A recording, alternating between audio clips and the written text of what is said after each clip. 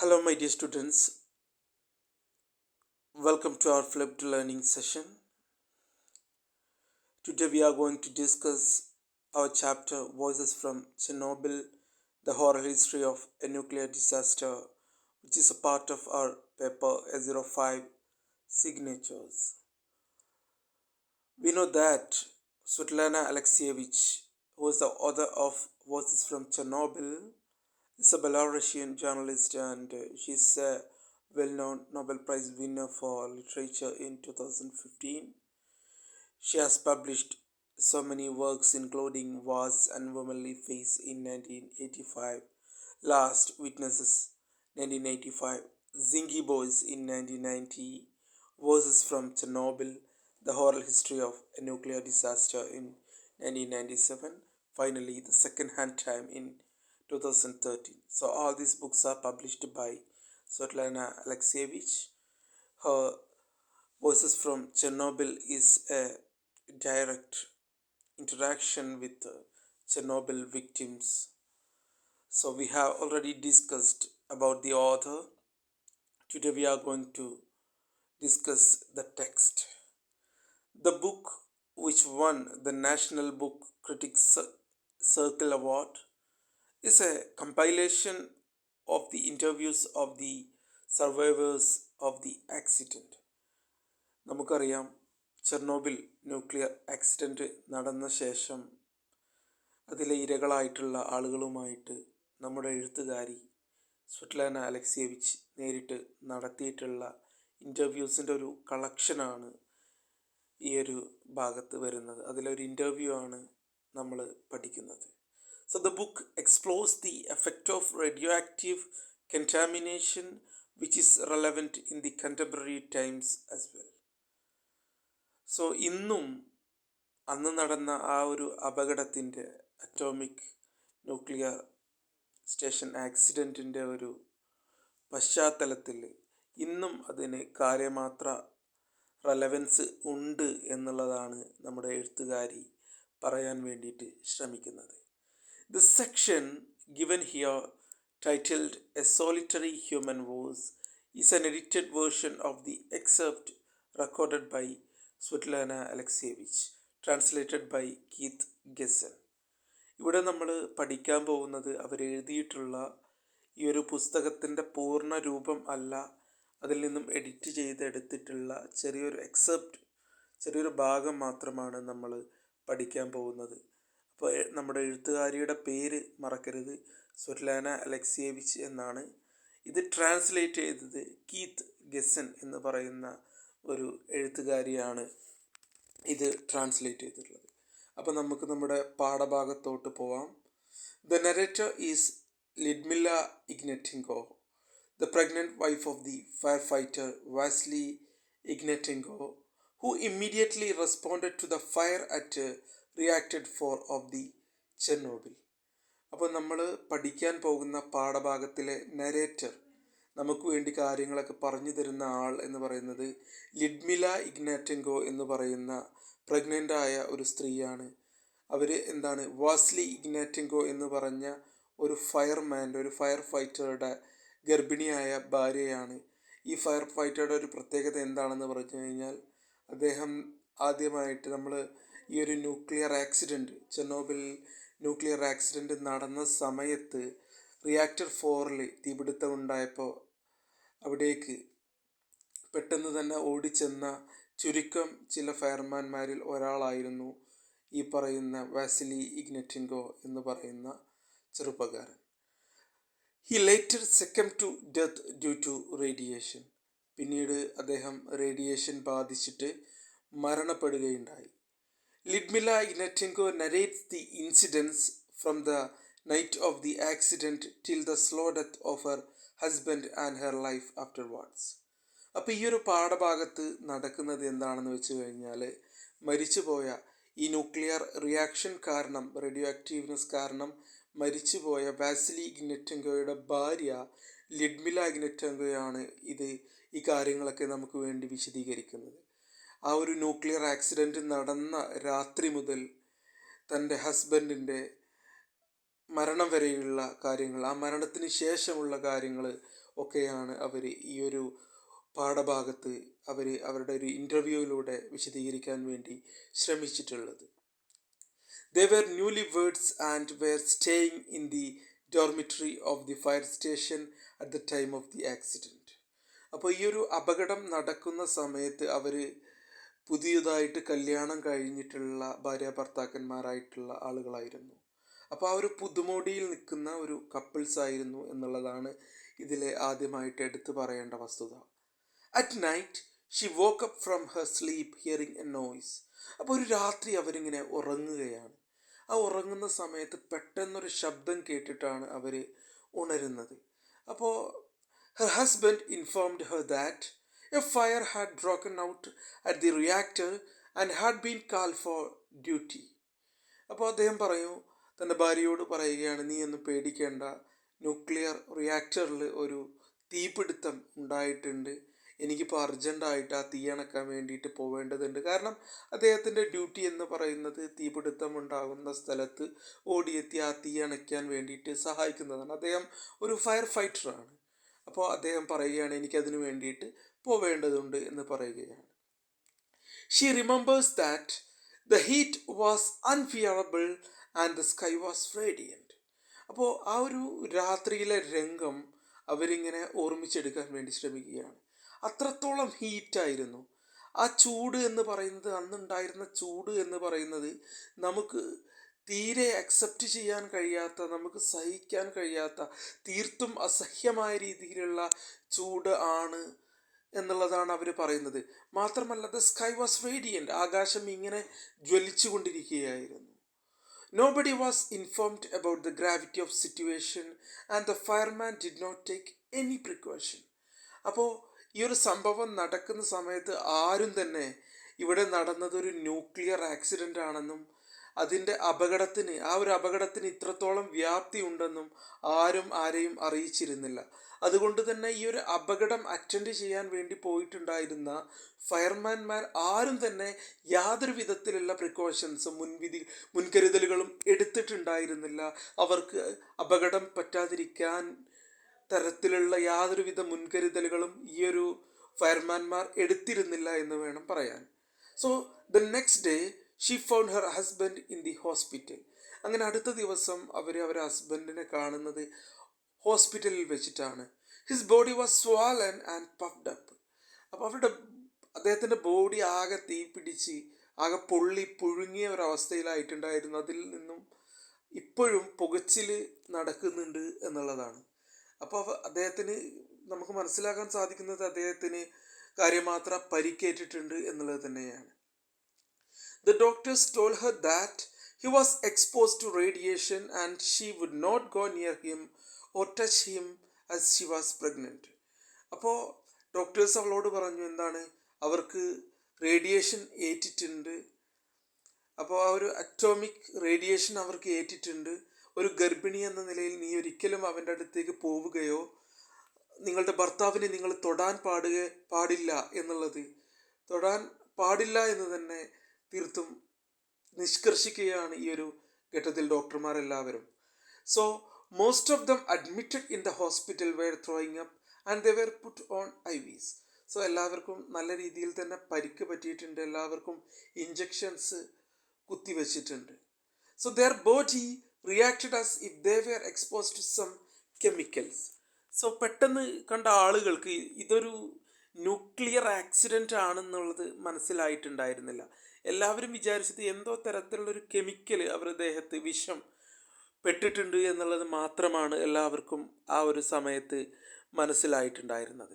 So the doctors and nurses who initially treated these firemen later succumbed to death due to radiation. അപ്പോൾ ഇവിടെ നമ്മൾ മനസ്സിലാക്കേണ്ടത്, ആദ്യഘട്ടത്തിൽ ഈ റേഡിയേഷൻ ഇരയായിട്ടുള്ള ഫയർമാൻമാരെ ചികിത്സിച്ചിട്ടുള്ള ഡോക്ടേഴ്സും നഴ്സും എല്ലാം തന്നെ പിന്നീട് മരണപ്പെട്ടിട്ടുണ്ടായിരുന്നു. ഇതിൻ്റെ ആഘാതം കാരണം മരണപ്പെട്ടിട്ടുണ്ടായിരുന്നു എന്നുള്ളതാണ്. So the government transported them to hospital number 6 at the Shchukinskaya bus stop in Moscow for further treatment in radiology department. So പിറ്റേ ദിവസം എന്ത് ചെയ്തു, ഈ പറയുന്ന റേഡിയേഷൻ ബാധിച്ച ഫയർമാൻമാരെ എല്ലാം തന്നെ എന്ത് ചെയ്തു, മോസ്കോയിലെ സിഷുങ്കിയായ ബസ് സ്റ്റോപ്പിനടുത്തുള്ള ഹോസ്പിറ്റൽ നമ്പർ 6 മാറ്റി. കാരണം അവിടെ ഒരു പ്രത്യേകമായിട്ടുള്ള റേഡിയോളജി ഡിപ്പാർട്ട്മെൻറ്റ് പ്രവർത്തിക്കുന്നുണ്ട്. ഇത്തരത്തിലുള്ള റേഡിയേഷനും മറ്റും കാര്യങ്ങളും ഏറ്റിട്ടുള്ള ആളുകളെ ചികിത്സിക്കുന്നതിന് വേണ്ടിയുള്ളൊരു പ്രത്യേകം സജ്ജമാക്കിയിട്ടുള്ള ആശുപത്രിയാണത്. അപ്പോൾ അവിടേക്ക് എല്ലാവരെയും മാറ്റിയിട്ടുണ്ട്. The head radiologist Angelina Vasilyevna Guskova explained Lyudmila Ignatenko about the condition of her husband. അപ്പോൾ അവിടെ ഉണ്ടായിരുന്ന ഹെഡ് റേഡിയോളജിസ്റ്റ് ആയിരുന്ന ഏഞ്ചലീന വാസിൽവേന ഗുസ്കോവ എന്ന് പറയുന്ന ഈ ഒരു ഡോക്ടർ എന്ത് ചെയ്യുന്നു, ഈ ലിഡ്മില ഇഗ്നറ്റാങ്കയോട് തൻ്റെ ഭർത്താവിൻ്റെ സ്ഥിതിയെക്കുറിച്ച് പറഞ്ഞ് മനസ്സിലാക്കുന്നു. അവർ കാര്യങ്ങൾ വിശദമായിട്ട് തന്നെ പറയുന്നുണ്ട്. കാരണം his central nervous system was completely affected and the skull was also damaged. അപ്പോൾ അദ്ദേഹത്തിൻ്റെ ഞരമ്പ് സിസ്റ്റം എന്ന് പറയുന്നത് തീർത്തും ഡാമേജ്ഡ് ആയിട്ടുണ്ട്. അതുപോലെ തന്നെ അദ്ദേഹത്തിൻ്റെ തലയോട്ടി ഡാമേജ്ഡ് ആയിട്ടുണ്ട്. അപ്പോൾ അദ്ദേഹത്തിൻ്റെ പരിക്ക് അത്രത്തോളം സീരിയസ് ആണ് എന്നുള്ളത് തന്നെ തൻ്റെ ഭാര്യയെ അറിയിക്കുകയാണ് ഈ ഡോക്ടർ എന്ന lady. So she was prevented from going near him or touching him. The doctor also advised her not to have kids anymore as she might be exposed to radiation. അപ്പോൾ doctor അവരെ തൻ്റെ ഭർത്താവിൻ്റെ അടുത്തേക്ക് പോകുന്നതിൽ നിന്നും തടയുന്നുണ്ട്. മാത്രമല്ല doctor മറ്റൊരു കാര്യം കൂടി ഓർമ്മപ്പെടുത്തുന്നുണ്ട്. നിങ്ങൾക്ക് എത്ര കുട്ടികളുണ്ട്, നിങ്ങൾക്ക് കുട്ടികളില്ലെങ്കിൽ നിങ്ങൾ ഒരിക്കലും അവിടേക്ക് പോകരുത്. കാരണം നിങ്ങൾ അവിടേക്ക് പോയി കഴിഞ്ഞാൽ നിങ്ങൾക്ക് പിന്നെ കുട്ടികളൊന്നും ജനിക്കില്ല എന്നുള്ളത്. റേഡിയേഷൻ ഏറ്റ് കഴിഞ്ഞാൽ നിങ്ങളുടെ ഉൽപാദന ശേഷി തന്നെ നിങ്ങൾക്ക് നഷ്ടപ്പെട്ടു പോകും എന്നുള്ളത് ഡോക്ടർ പറയുകയാണ്. So she narrates in detail the last 2 weeks she spent with him in the hospital at Moscow. പിന്നീട് അവരെന്ത് ചെയ്യുന്നു, അവസാനം അദ്ദേഹത്തിൻ്റെ കൂടെ സ്പെൻഡ് ചെയ്ത ആ 2 ആഴ്ചകൾ അവർ വളരെ വിശദമായിട്ട് തന്നെ നമ്മുടെ പാഠഭാഗത്ത് നമുക്ക് വിവരിച്ചു തരുന്നുണ്ട് ഈ ഒരു lady. So at the hospital his condition got worse as days went by and the body began to change. അങ്ങനെ ഓരോ ദിവസം കഴിഞ്ഞപ്പോഴും ഈ റേഡിയേഷൻ ഏറ്റിട്ടുള്ള ആളുകളുടെ ആരോഗ്യസ്ഥിതി, ഈ പറയുന്ന സ്ത്രീയുടെ, നമ്മുടെ നരേറ്ററിൻ്റെ ഭർത്താവിൻ്റേതടക്കമുള്ള ആളുകളുടെ സ്ഥിതി വളരെ ദയനീയമാകുകയാണ്. സോ ഓരോ ദിവസവും അവരുടെ ബോഡി ഇങ്ങനെ മാറിക്കൊണ്ടിരിക്കുകയാണ്. Burn surfaced and colour of the body began to change. So പൊള്ളലേറ്റ ഭാഗമൊക്കെ കളറൊക്കെ മൊത്തത്തിൽ എന്ത് ചെയ്തു, മാറാൻ വേണ്ടിയിട്ട് തുടങ്ങിയിട്ടുണ്ടായിരുന്നു. The doctors already informed her about how body reacts differently to radiation. So അവരോട് ഡോക്ടർ ആദ്യമേ പറഞ്ഞിട്ടുണ്ടായിരുന്നു ഓരോ ദിവസം ചെല്ലുമ്പോഴും റേഡിയേഷൻ അടിച്ച ആളുകൾക്ക് എന്തൊക്കെ തരത്തിലുള്ള മാറ്റങ്ങൾ ഉണ്ടാവും, ഇങ്ങനെ ഓരോ ദിവസം കഴിയുമ്പോഴും മാറ്റങ്ങൾ ഉണ്ടാവുമെന്ന് ഡോക്ടർ ഓൾറെഡി അവരോട് പറഞ്ഞിട്ടുണ്ടായിരുന്നു. So while narrating she repeatedly says that it is impossible to put down that what she has seen is in words. So her narration is deeply personal with feeling of love towards her husband, anxiety, fear and despair. So ഈ ഒരു പാഠഭാഗത്ത് അവർക്ക് വാക്കുകൾ കൊണ്ട് ഈ ഒരു രംഗം, അവരുടെ ഹസ്ബൻഡിൻ്റെ അവസാനത്തെ നാളുകൾ അവർക്ക് വർണ്ണിക്കാൻ സാധിക്കുന്നുണ്ടായിരുന്നില്ല. അവരുടെ വാക്കുകളിൽ, അവർ പറഞ്ഞ വാക്കുകളിലെല്ലാം തന്നെ അവരുടെ ഭർത്താവിനോടുള്ള അവരുടെ ഒരു പ്രണയവും ആകാംക്ഷയും അയാളെക്കുറിച്ചോർത്തുള്ള ആശങ്കയും ഭയവും നിരാശയും എല്ലാം തന്നെ പ്രകടമായിട്ടുണ്ടായിരുന്നു. So her husband died after 2 weeks and she recollects clearly the last days she spend with him. So 2 ആഴ്ച കഴിഞ്ഞപ്പോൾ എന്ത് ചെയ്തു, അവരുടെ ഹസ്ബൻഡ് മരണപ്പെട്ടു. അങ്ങനെ ആ അവസാനത്തെ നിമിഷങ്ങൾ അവൾ റീകളക്ട് ചെയ്യാൻ വേണ്ടിയിട്ട് ശ്രമിക്കുകയാണ്. The doctors told her that he had become a radioactive object. മരണപ്പെട്ട തൻ്റെ ഭർത്താവ് ഒരു റേഡിയോ ആക്റ്റീവ് ഒബ്ജക്റ്റായിട്ട് മാറിയിട്ടുണ്ടായിരുന്നു. His body degenerated so badly that even the internal organs began to come out and he was choking of his internal organs. So ഈ ഒരു റേഡിയേഷൻ്റെ ആഘാതം കാരണം എന്ത് സംഭവിച്ചിട്ടുണ്ട്, അദ്ദേഹത്തിൻ്റെ ഇൻറ്റേർണൽ ഓർഗൻസ് എല്ലാം തന്നെ, ആന്തരിക അവയവങ്ങളെല്ലാം തന്നെ പുറത്തോട്ട് തള്ളി വരാൻ വേണ്ടിയിട്ട് തുടങ്ങിയിട്ടുണ്ടായിരുന്നു. അതായത് ഒരാൾ ഛർദ്ദിക്കുമ്പോൾ അദ്ദേഹത്തിൻ്റെ കുടലും ശരീരത്തിൻ്റെ മറ്റ് ആന്തരികാവയവങ്ങളും പുറത്തോട്ട് വരുന്ന ഒരു സ്ഥിതി ഉണ്ടായിരുന്നു. അത്രമാത്രം ഭയാനകമായിരുന്നു situation. Similarly, skin and hair began to peel off and body produced stools and mucus and blood frequently. മാത്രമല്ല അദ്ദേഹത്തിൻ്റെ തൊലി പൊളിയാൻ തുടങ്ങിയിട്ടുണ്ടായിരുന്നു, മുടിയൊക്കെ കൊഴിഞ്ഞു പോകാൻ തുടങ്ങിയിട്ടുണ്ടായിരുന്നു, ശരീരത്തിൽ നിന്ന് രക്തവും ജലവും ഒക്കെ ഇങ്ങനെ ഒലിച്ചു വരാൻ വേണ്ടിയിട്ട് തുടങ്ങിയിട്ടുണ്ടായിരുന്നു. So 1 or 2 days before his death, he asked her to name the baby as Vasya if it is a boy and Natasha if it's a girl, and told her to raise the baby alone. So അവർ ഒരു കാര്യം ഏൽപ്പിച്ചിട്ടുണ്ടായിരുന്നു. ഈ husband തൻ്റെ ഭാര്യയെ, തങ്ങൾക്ക് ഒരു ആൺകുട്ടി ജനിക്കുകയാണെങ്കിൽ ആ ആൺകുട്ടിക്ക് വാസ്യ എന്ന് പേരിടണമെന്നും തങ്ങൾക്കൊരു പെൺകുട്ടിയാണ് ജനിക്കുന്നതെങ്കിൽ ആ പെൺകുട്ടിക്ക് നടാശ എന്ന് പേരിടണമെന്നും അവർ പറഞ്ഞിട്ടുണ്ടായിരുന്നു. So throughout the narration she recollects the vividly moments of love and affection that they shared in the hospital. So ഈ അവസാന ഭാഗത്തെല്ലാം നമുക്ക് കാണാൻ പറ്റുന്നത് തൻ്റെ ഭർത്താവുമൊത്ത് അവർ ചെലവഴിച്ച അവസാന കാലഘട്ടത്തിലെ ഈ ഒരു വൈകാരിക മുഹൂർത്തങ്ങൾ അവർ വായനക്കാരുമായിട്ട് പങ്കുവെക്കുന്നതാണ് നമുക്ക് കാണുവാൻ വേണ്ടിയിട്ട് സാധിക്കുന്നത്. In one of those days he told her how he wanted to show her the fireworks at the Moscow during Valentine's Day. അപ്പോൾ ഒരു മൊമെൻറ്റിൽ അവസാനത്തെ ദിവസങ്ങളിൽ ഒരു ദിവസം അദ്ദേഹം അവളോട് പറയുന്നുണ്ട്, താൻ എന്ത് ചെയ്യും, മോസ്കോ വാലന്റൈൻസ് ഡേയുടെ അന്ന് അവിടെയുള്ള ഫയർ വർക്ക്സ്, അവിടുത്തെ പടക്കം പൊട്ടിക്കുന്നതും ഫയർ വർക്ക്സും ഒക്കെ വെടിക്കെട്ട് ഞാൻ നിനക്ക് കാണിച്ചു തരണ്ട് എന്ന് പറയുന്നുണ്ട്. അപ്പോൾ ഇതെല്ലാം തന്നെ അവർ തമ്മിലുള്ളൊരു പേഴ്സണൽ ഇൻറ്റിമസി കാണിക്കുന്നുണ്ട്. അപ്പം നമ്മുടെ പാഠഭാഗത്തിൻ്റെ അവസാന ഭാഗത്ത് ഈ ഒരു രണ്ടുപേരും തമ്മിലുള്ള ഇൻറ്റിമസിയാണ് എഴുത്തുകാരി തുറന്നു കാണിക്കാൻ വേണ്ടിയിട്ട് ശ്രമിച്ചിട്ടുണ്ടായിരുന്നത്. So throughout the narration, she recollects their moments of intimacy during the last 2 weeks at the hospital. That is clear. After his death, the body was not handed over to the relatives and buried in Moscow with special care as the risk of radiation still persisted. So മരണശേഷം എന്താണ് സംഭവിക്കുന്നത്? ഒരിക്കലും ഭാര്യയ്ക്ക് body വിട്ടുകൊടുക്കുന്നില്ല. ഇങ്ങനെ radiation കാരണം മരണപ്പെട്ട ആളുകളെയെല്ലാം തന്നെ ഒരു പ്രത്യേക രീതിയിൽ വളരെ സുരക്ഷയോട് കൂടിയിട്ട്, കാരണം റേഡിയേഷൻ വീണ്ടും വ്യാപിക്കാൻ വേണ്ടിയുള്ള ചാൻസ് ഉള്ളത് കൊണ്ട് തന്നെ വ്യത്യസ്തമായ രീതിയിൽ വളരെയധികം സുരക്ഷാ ക്രമീകരണങ്ങളോട് കൂടിയിട്ടാണ് ഈ ഒരു ശവസംസ്കാര ചടങ്ങ് സംഘടിപ്പിച്ചിട്ടുണ്ടായിരുന്നത്. 2 months later, she gave birth to a baby girl, Natashenka, who later died due to birth defects following the effects of radiation. പക്ഷേ 2 മാസത്തിന് ശേഷം നമ്മുടെ നരേറ്ററായിട്ടുള്ള സ്ത്രീക്ക് എന്ത് ചെയ്തിട്ടുണ്ട്, ഒരു കുഞ്ഞ് ജനിച്ചിട്ടുണ്ടായിരുന്നു. നമ്മുടെ ലിഡ്മില ഇഗ്നറ്റാങ്കോയ്ക്ക് ഒരു കുഞ്ഞ് ജനിച്ചിട്ടുണ്ടായിരുന്നു. ആ കുഞ്ഞിന് നറ്റാഷെങ്ക എന്ന് പേരിട്ടിട്ടുണ്ടായിരുന്നു. ഒരു പെൺകുട്ടിയാണ് ജനിച്ചിട്ടുണ്ടായിരുന്നത്. അതിന് അദ്ദേഹത്തിൻ്റെ ഇഷ്ടം പോലെ, മരിച്ചുപോയ ഭർത്താവിൻ്റെ ആഗ്രഹം പോലെ നറ്റാഷെങ്ക എന്ന് പേരിട്ടെങ്കിലും ആ കുട്ടി ജനനസമയത്ത് ഉണ്ടായിട്ടുള്ള ശാരീരികമായ ഡിഫക്ട്സ് കാരണം, ഈ റേഡിയേഷൻ്റെ എഫക്റ്റ് കാരണം ആ കുട്ടി അകാലത്തിൽ മരണപ്പെടുകയാണ് ചെയ്തത്.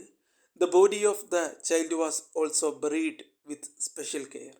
ഈ മരണപ്പെട്ട കുട്ടിയെയും ഇതുപോലെ തന്നെ വലിയ സുരക്ഷാ ക്രമീകരണങ്ങളോടുകൂടി, പ്രത്യേക പരിഗണനയോട് കൂടിയിട്ടാണ് അടക്കം ചെയ്തിട്ടുണ്ടായിരുന്നത്. കാരണം മറ്റുള്ളവർക്ക് അത് വ്യാപിക്കുന്നത്, അതിൻ്റെ ഒരു അപകടം അവിടെ ഉണ്ടായിരുന്നു എന്നുള്ളതാണ്. So the state had relocated the survivors of the tragedy and gave them separate apartments. മാത്രമല്ല, ഈ ഒരു അപകടത്തിൽ നിന്ന് സർവൈവ് ചെയ്ത ആളുകളെ പുനരധിവസിപ്പിക്കുകയും മറ്റ് ആളുകളുമായിട്ട് ഇൻട്രാക്ഷൻ വരാത്ത തരത്തിലുള്ള ഏരിയയിൽ അവരെ മാറ്റി പാർപ്പിക്കുകയും ചെയ്തു. അപ്പോൾ ഇത്തരത്തിൽ അപകടത്തിൽപ്പെട്ട ആളുകളെ മാർജിനലൈസ് ചെയ്യുന്ന, പാർശ്വവൽക്കരിക്കുന്ന ഒരു സ്ഥിതിവിശേഷമാണ് ഉണ്ടായിട്ടുള്ളത് പിന്നീട്. Some of them continue to work at the reactor. കുറച്ച് ആളുകൾ എന്ത് ചെയ്തു, റിയാക്ടറിൽ ജോലിക്ക് പോകുന്നത് തുടർന്നിട്ടുണ്ടായിരുന്നു. Most of them were disabled and many others succumb to death due to radiation. അപ്പോൾ ഒരുപാട് ആളുകൾക്ക് അംഗവൈകല്യം സംഭവിച്ചിരുന്നു. ഒരുപാട് ആളുകൾ ഈ ഒരു റിയാക്ഷൻ കാരണം മരണപ്പെടുകയും ചെയ്തിട്ടുണ്ടായിരുന്നു. So finally she concluded the story by saying that nobody would understand what they saw and experienced. It is difficult to put them to words. Though everyone talked about the tragedy, what she wanted to narrate is the story of their love. So ആർക്കും തന്നെ കൂടുതലൊന്നും പറയാൻ ഉണ്ടായിരുന്നില്ല.